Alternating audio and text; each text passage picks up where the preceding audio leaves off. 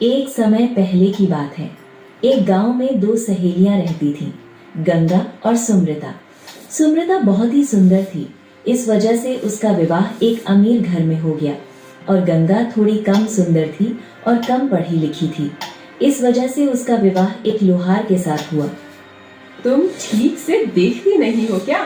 सारा घर गंदा पड़ा है और तुम यहाँ आंगन में झाड़ू भी नहीं लगा रही हो, बस इधर उधर टहल रही हो। अच्छे से झाड़ू करो, वरना कल को तुम्हारी जगह कोई और नौकरानी रख लूंगी। मालकिन, श्यामा के जैसा ऐसा जुल्म मत कीजिएगा। मैं यहाँ से सफाई करने के बाद सारा घर साफ कर दूंगी। क्षमा कर दीजिए मालकिन। हाँ हाँ, आ ही गई ना अपनी औकात पर। तुम नौकरों के सिर पर अगर मैं ना रहूं तो तुम लोग तो सिर के ऊपर से ही गुजर जाओगे। ज्यादा चालाकी मत दिखाओ।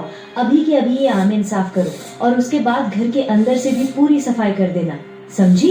एक पल की भी देर नहीं होनी चाहिए। स्मृति को अपनी खूबसूरती पर बहुत घमंड था और वो धनवान भी थी, इसलिए उसका घमंड और भी अलग स्तर पर था। इधर दूसरी तरफ गंगा की दीवारों से भी गरीबी झलक रही है।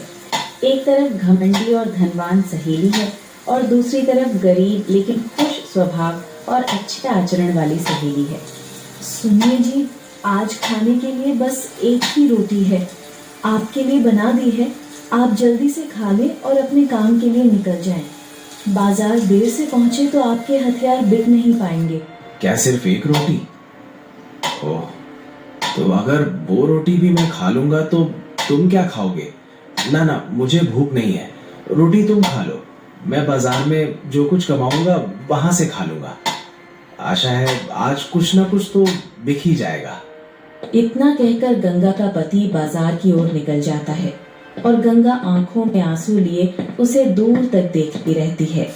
हाँ ऊपर वाले, आज मेरा पति घर से कुछ खाए बिना ही चला गया है। बस इतनी कृपा कर देना कि आज मेरे पति के कुछ हथियार बिक जाएं, ताकि वो और मैं पेट भरकर खाना तो खा सके।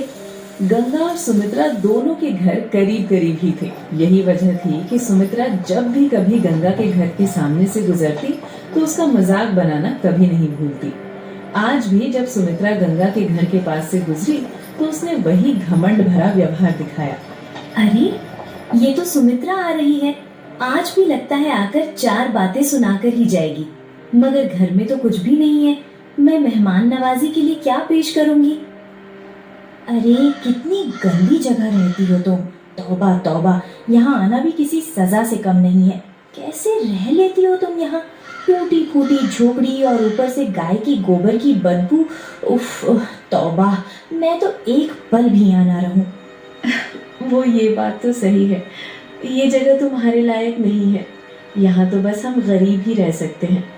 तुम खड़ी क्यों हो? आओ बैठो। उफ गंगा, नहीं नहीं, यहाँ तो तुम्हारी बदबू में सांस लेना भी मुश्किल है। कोई यहाँ बैठ सकता है क्या? ऊपर से ये टूटी फूटी झोपड़ी। उफ तौबा, हम दोनों एक साथ पले बड़े थे और आज देखो, कहाँ तुम्हारा भाग्य और कहाँ मेरा। हाँ, सब किस्मत का खेल है। अब ऊपर वाले ने मेरे भाग्य में जो भी लिखा है उसे काटना तो पड़ेगा ही। उफ तौबा, तुम तो शुरू से ही गवार थी, तभी तो ये सब तुम्हारे साथ हुआ। अच्छा, इन सब बातों को छोड़ो। मैं यहाँ किसी काम से आई थी। वो ना, मैं माँ बनने वाली हूँ, तो मुझे एक नौकरानी की जरूरत है। क्या तुम मेरे घर में काम करोगी? मैं तुम्हें अच्छी पगार दूंगी। ये तो बहुत अच्छी खबर है, मैं भी माँ बनने वाली हूँ। ठीक है रीति, तुम्हें अगर काम में मदद की जरूरत होगी तो मैं अपने पति से पूछकर तुम्हें बता दूंगी। एक तो तुम गरीब लोगों के नखरे ही बहुत होते हैं। तुम लोगों की जब कोई मदद करना चाहता है ना, तो तुम लोग ज्यादा ही सर पर चढ़ जाते हो। खैर, अपने पति से पूछ लेना और फिर काम पर आ जाना। इतना कहकर सुमित्रा वहां से चली जाती है और गंगा उसे हसरत भरी निगाहों से देखती रहती है।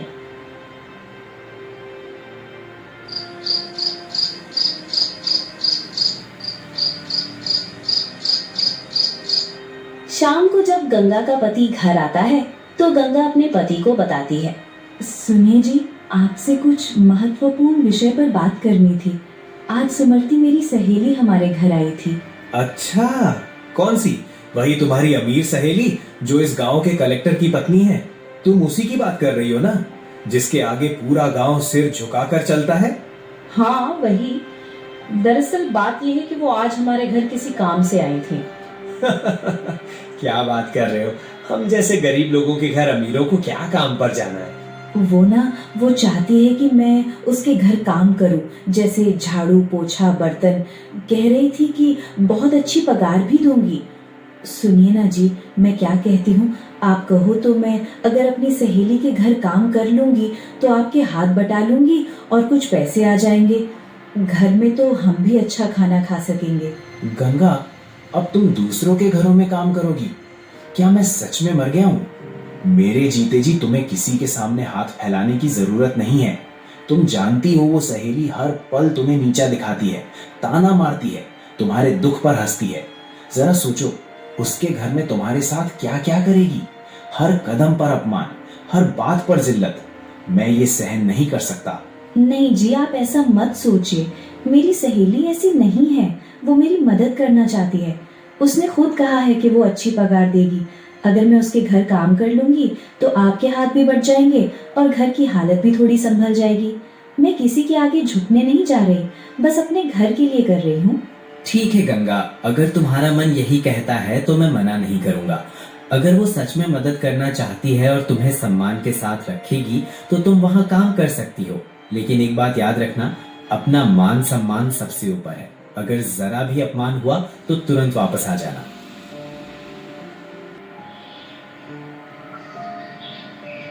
सुबह जब हुई तो गंगा सुमृता के घर काम करने के लिए पहुंची। पहले ही दिन से सुमृता उसके साथ बहुत बुरा सलूक करने लगी।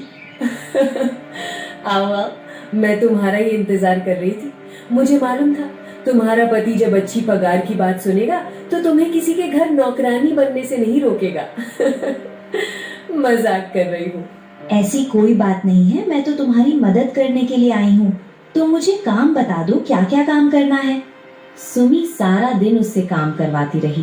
पूरा घर साफ करवाया, आंगन साफ करवाया और फिर उस पर चिल्लाने लगी। तुम अभी तक बस आंगन की सफाई में ही लगी हो, घर के सारे कमरों की सफाई तो तुमने की ही नहीं है। देखो गंगा, जरा दिमाग में साफ रखो। तुम यहाँ मेरी सहेली बनकर नहीं बल्कि नौकरानी बनकर आई हो, समझी? काम ढंग से और अच्छे से करो, वरना कल से यहाँ आने की कोई जरूरत नहीं है। सुमो, मुझसे कोई गलती हुई है क्या? मैंने तो पूरे घर की सफाई अच्छे से कर दी है और खाना भी बना दिया है। फिर भी अगर कुछ कमी रह गई हो तो साफ साफ बता दो। यूँ बिना बात के मुझ पे गुस्सा क्यों कर रही हो? वाह वाह, क्या बात है गंगा। एक तो मैंने तुम पर एहसान किया है, तुम्हें अपने घर में काम पर रखा है, और ऊपर से तुम मेरे सामने जबान दराजी कर रही हो। जानती हो ना मैं कौन हूँ? मैं तुम्हारी वो सहेली नहीं हूँ, मैं इस गांव की कलेक्टर की पत्नी हूँ। समझ लो, मेरे साथ जबान दराजी मत करना। मैं माफी चाहती हूँ मालकिन, आज से मैं पूरा ख्याल रखूंगी। मुझे समझ आ गया है कि मैं यहाँ आपकी सहेली नहीं बल्कि नौकरानी हूँ। अब से कोई गलती नहीं होगी। हाँ हाँ ठीक है, समझ आ गया है तो अच्छा है। अच्छा सुनो, मैंने कुछ बचा हुआ खाना दरवाजे के बाहर रख दिया है, ले जाना, तुम्हारे और तुम्हारे पति के काम आ जाएगा। वो क्या है ना, हमारे घर में बासी खाना नहीं खाया जाता, फेंकने से बेहतर है तुम ले जाओ। जी मालकिन, आपका बहुत बहुत धन्यवाद। अगर आज की पगार भी मिल जाती तो बड़ी मेहरबानी होती। घर में आज चूल्हा जल जाता और मेरे पति को भी थोड़ा सुकून मिल जाता। आज की चीज के पगार? आज तो तुमने ठीक से काम ही नहीं किया। अच्छा चलो, ये देंगे पगार, कल ले जाना। आज बचा हुआ खाना ले जाना बस। जी मालकिन, जैसा आपको ठीक लगे। इसी तरह समय बीतता गया। गंगा कभी खाना तो कभी पगार लेकर अपने घर जाती रही। थोड़ा हाल सुधरता गया। सुमी गंगा को हर रोज बहुत जलील करती, उसे नीचा दिखाती। और फिर एक दिन, हाय रे गंगा, ये क्या हो गया? अरे सत्यानाश हो गया, ये तो लड़की पैदा हो गई। तूने तो मेरी सारी उम्मीदों पे पानी फेर दिया।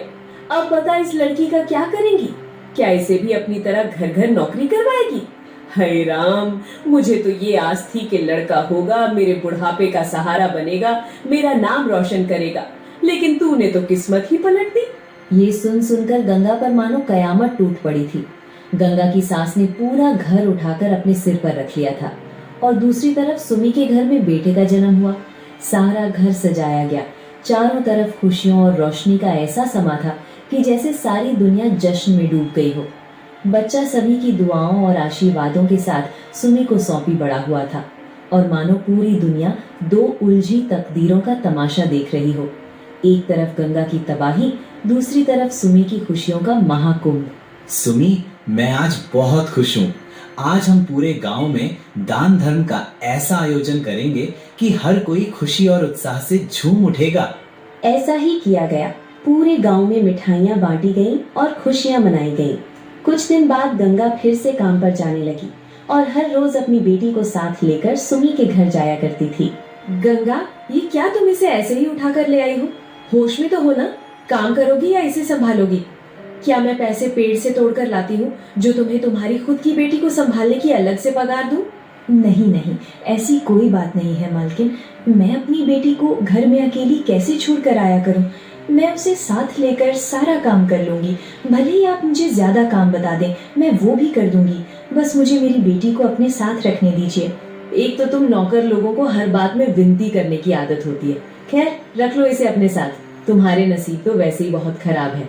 गरीब तो तुम थी ही, लेकिन अगर बेटे को जन्म देती तो वही तुम्हारा सहारा बनता। बेटी को जन्म दिया है तुमने, और याद रखना, ये बेटी तुम्हारे लिए सिर्फ बोझ ही बनेगी। नहीं मालकिन, ऐसा मत बोलिए। मैं आपके आगे हाथ जोड़ती हूँ मालकिन। मैं तो ऊपर वाले से विनती करती हूँ कि मेरी बेटी का भाग्य मेरे जैसा कभी ना हो। और अगर तुम्हारी बेटी का भाग्य भी तुम्हारे जैसा ही हुआ तो ये भी मेरे घर में नौकरानी बनेगी। बुरा मत मानना, वैसे मैंने सुना है कि बेटी का भाग्य अक्सर उसकी माँ जैसा ही होता है। शुभ शुभ बोलिए मालकिन। मैं तो वैसे ही गरीबी में झूल रही हूँ, लेकिन मेरी बेटी के लिए शुभ शुभ बोलिए। ऊपर वाला मेरी बेटी को रानी जैसा भाग्य देगा। आप देख लेना, मेरी बेटी रानी बनेगी, रानी। गंगा, क्या बातें कर रही हो तुम? नौकरानी की बेटी रानी। हाँ हाँ, बिल्कुल ऐसा ही होगा। चलो अब जाकर काम करो। उस दिन सुमी गंगा का बहुत मजाक बनाती रही। उसके बातों से गंगा को बहुत ठेस पहुंचती थी। गंगा परेशान होकर अपनी बेटी को वहीं छोड़कर काम करने लगती है। इस तरह गंगा को उस घर में काम करते हुए कई बरस बीत गए। अब गंगा की बेटी और सुमी का बेटा दोनों बड़े हो गए थे। गंगा की बेटी का नाम सोनाली था, जैसे प्यार से सब उसे सोना कहते थे। गंगा ने सोनाली को बहुत प्यार से पाला था, और सोनाली दक्खन में तो ऐसे थी जैसे आसमान से कोई परी उतर आई हो। दूसरी तरफ सुमी का बेटा उसके बिल्कुल उल्टा था। वो बहुत विनम्र था और बड़ों का आदर करता था। वो अमीर गरीब में कोई भेदभाव नहीं करता था और सबके साथ बहुत ही अच्छा व्यवहार करता। सोनाली, मेरी बात तो सुनो। मैंने ऐसा क्या कह दिया है? तुम क्यों इतनी नाराज हो रही हो? सूरज, ये बात मुमकिन नहीं है। तुम्हारी मम्मी हमारे विवाह के लिए कभी नहीं मानेंगी। तुम तो जानते हो, सब मेरी मम्मी आप लोगों के घर में काम करती हैं। तुम्हारी मम्मी कभी भी एक नौकरानी की बेटी के लिए नहीं मानेंगी। यही बात सबसे अच्छा है, इसे यही खत्म कर दो। सोना, क्या हो गया? बात खत्म कर दूंगा मतलब? मैं तुमसे ही विवाह करूंगा, और मेरी माँ क्या सोचती हैं और उन्होंने कैसे एतराज करना है, वो सब मुझ पर छोड़ दो। तुम चिंता मत करो, मैं आज ही अपनी माँ से तुम्हारे और मेरे विवाह की बात करूंगा। ये सब इतना आसान नहीं है सूरज कि तुम बात करो तो वो मान जाएंगे। मगर ठीक है, अगर तुम्हारी जिद है तो तुम बात करके देखो। आसान तो नहीं है, मैं जानता हूँ, लेकिन बात तो करनी ही पड़ेगी ना। मुझे आशा है वो मेरी खुशी के आगे सब भूल जाएंगी, और तुम्हारी माँ तो इनकी दोस्त रह चुकी है ना, तो वो मना नहीं करेंगी। दोस्त का तो अब पता नहीं, लेकिन नौकरानी रह चुकी हैं। इसलिए सोच समझकर तुम जब ये बात अपनी माँ से करोगे तो वो मुझे नुकसान पहुंचाने की जरूर कोशिश करेंगी। अरे ऐसा कुछ नहीं होगा, तुम क्यों चिंता करती हो? मैं हूं ना, मैं सब संभाल लूंगा। सोना और सूरज के बीच यही तय हुआ कि सूरज अपनी माँ से बात करेगा। शाम हुई, सूरज घर पहुंचा और सीधे अपनी माँ से बात करने के लिए उनके कमरे में चला गया। माँ, मैं आज आपसे कुछ बहुत ही बड़े विषय पर बात करने आया हूँ। माँ, दरअसल बात यह है कि मुझे एक लड़की पसंद है। मैं उससे विवाह करना चाहता हूँ। लड़की पसंद है? हाँ, मुझे अपने बेटे का पता है। मेरे बेटे ने किसी अच्छे, अमीर और हमारे मयार के खानदान की लड़की ही पसंद की होगी। वैसे तो कोई आम सी लड़की मेरे बेटे को पसंद आ ही नहीं सकती। माँ, वो कोई आम सी लड़की नहीं है, बहुत सुंदर है, पढ़ी लिखी और सुलझी हुई लड़की है। अच्छा अच्छा, जिसकी इतनी तारीफ हो रही है, आखिर वो है कौन? बताओ तो जरा, मैं भी देखना चाहती हूँ। माँ, मैं सोनाली की बात कर रहा हूँ, गंगा मासी की बेटी, जो आपकी सहेली है, उनकी बेटी। सूरज, तुम होश में तो हो ना? एक नौकरानी की बेटी को तुम इस घर की बहू बनाना चाहते हो? ऐसा कभी नहीं हो सकता, मेरे मरने के बाद भी नहीं। ये ख्याल अपने जहन से निकाल दो। माँ, वो मुझे पसंद है, मैं उससे विवाह करना चाहता हूँ। और एक बात आप गांठ बांध कर रख लीजिए, मैं विवाह सिर्फ सोना से ही करूंगा, वरना किसी से भी नहीं। होश में आओ सूरज, तुम्हारे पिताजी भी इस बात के लिए कभी नहीं मानेंगे। क्यों जिद कर रहे हो? ये मुमकिन नहीं है। सब मुमकिन है माँ, जब मैं राजी हूँ तो आपको क्या मसला है? मैं तुम्हारी माँ हूँ, मैं जानती हूँ वो लड़की तुम्हारे लिए सही नहीं है। वो अच्छे चरित्र की मालिक नहीं है, उसे भूल जाओ। अच्छे चरित्र की मालिक नहीं है माँ, ये आप किस आधार पर कह रही हैं? मैं उससे आपसे ज्यादा अच्छी तरह जानता हूँ, वो बहुत अच्छी है। बस बात यह है कि वो आपके स्टेटस की नहीं है, बस उसमें आपको यही एक बुराई नजर आती है। अरे ये लड़का हमें डुबो कर ही मानेगा क्या? तुम्हें बात समझ में नहीं आ रही है? वो लड़की इस घर की बहू नहीं बन सकती। मैं किसी भी कीमत पर एक नौकरानी की बेटी को इस घर की बहू बनाकर नहीं लाऊंगी। तो ये आपका आखिरी फैसला है माँ? आप मुझसे हाथ धो बैठेंगी? आप क्यों नहीं समझ रही हैं? मुझे अब इस बारे में कोई बात नहीं करनी। तुमने अगर अब इस पर कोई बात की तो तुम मेरा मरा हुआ मुंह देखोगे। यहाँ सब सुनकर सूरज चुपचाप यहाँ से चला जाता है। उसके दिल में भारी निराशा थी और अब उसे पूरा यकीन हो गया था कि उसकी माँ इस रिश्ते के लिए कभी सहमत नहीं होंगी। अगली सुबह गंगा हर रोज की तरह किसी बात से अनजान सुमी के घर काम के लिए पहुंचती है। सुमी घर के बाहर गंगा का पहले से इंतजार कर रही थी। ए नमक हराम नौकरानी, तुम्हारा ही इंतजार था। मैंने तुम पर एहसान किया, तुम्हें अपने घर में काम दिया, और तुम अपनी बेटी को इस घर की मालकिन बनाने के ख्वाब देख रही हो? भूल गई हो क्या अपनी औकात? सुम्मी, मुझसे कोई गलती हो गई है या तुम ऐसे चिल्ला रही हो? मुझे तो कुछ समझ में नहीं आ रहा। अरे जा जा नाटकी औरत, मेरे बेटे को फंसाकर तुम दोनों माँ बेटी क्या समझ रही हो? मुझे कुछ नहीं पता, और मैं एक नौकरानी की बेटी को इस हवेली की बहू बनाऊंगी? जाओ और जाकर अपनी बेटी से कह देना कि अपनी औकात मत भूलो। वो मेरी दी हुई रोटी के टुकड़ों पर पली है। वो इस घर की नौकरानी की बेटी है, इस घर की बहू नहीं बन सकती, समझी? तौबा तौबा सुमी, आज तक मैं तुम्हारे सारे अपमान सहती रही, लेकिन आज तुम अपने अहंकार में सब कुछ भूल बैठी हो। सुमी, इतना घमंड अच्छा नहीं होता। वे दोनों एक दूसरे को पसंद करते हैं, ये बात तुम मुझे बता रही हो। मुझे तो इस बात का जरा भी ज्ञान नहीं था। अरे नाटकी माँ बेटी, तुम अच्छी तरह जानती हो यहाँ नाटक कर रही हो। मुझे ज्ञान नहीं था तो अब हो गया है। अब अपनी औकात पर आओ और अपनी बेटी से कह देना कि उसकी औकात मेरे घर में एक नौकरानी की है, बहू की नहीं। बस सुमित्रा, बस, अब और नहीं। मेरी बेटी के लिए रिश्तों की कोई कमी नहीं है कि उसे तुम्हारे घर जबरदस्ती ब्याह दिया जाए। तुमने मेरा बहुत अपमान किया है। तुम्हारा ये अहंकार तुम्हें ले डूबेगा, याद रखना। जब कोई बहुत ज्यादा हवा में उड़ने लगता है तो समझ लेना कि उसका बुरा वक्त शुरू हो गया है, और अब लगता है तुम्हारा भी बुरा वक्त आने वाला है। अरे जा जा, बुरा वक्त मेरा नहीं, अब तेरा शुरू होगा। कल से यहाँ काम पर मत आना। अब तुम दोनों माँ बेटी भीख मांग कर खाना। उस रोज गंगा रोती हुई घर पहुंची। उसने जब अपनी बेटी को ये सारी बातें बताई तब उसकी बेटी ने सोच लिया था कि वो अपनी माँ के अपमान का बदला जरूर लेगी। अगले रोज सोना ने सूरज को नदी के किनारे बुलाया, मगर सूरज बहुत शर्मिंदा था, इसलिए वो वहां पहुंच नहीं सका। तब माया परेशान, मेरी माँ को मेरी वजह से इतना अपमान सहना पड़ा। मैंने सूरज को मना भी किया था, उसकी माँ हमारे रिश्ते को कभी नहीं मानेगी, ये मुझे पता था। मेरे जैसी बेटी होने से तो बेहतर था कि मेरी माँ की कोई संतान ही न होती। मुझे मर जाना चाहिए, बस, अब और नहीं। सोना अभी खुद से ही बातें कर रही थी कि इत्तेफाक से उस राज्य का राजा जंगल में भ्रमण करने निकला था। जैसे ही उसकी नजर सोना पर पड़ी, वो देखते ही रह गया। इतनी सुंदर लड़की। अरे अरे, मेरी बात सुनो, पानी में मत कूदना। मैं यहाँ का राजा हूँ, तुम्हें जो भी कोई समस्या है मुझे बताओ, मैं मदद करूंगा, बस पानी में मत कूदना। सोना ने जैसे ही राजा की आवाज सुनी, उसे कुछ समझ नहीं आया और वो तुरंत अपने घर चली गई। राजा को सोना बहुत पसंद आई। राजा ने उससे बात करने की बहुत कोशिश की, लेकिन सोना ने कोई जवाब नहीं दिया।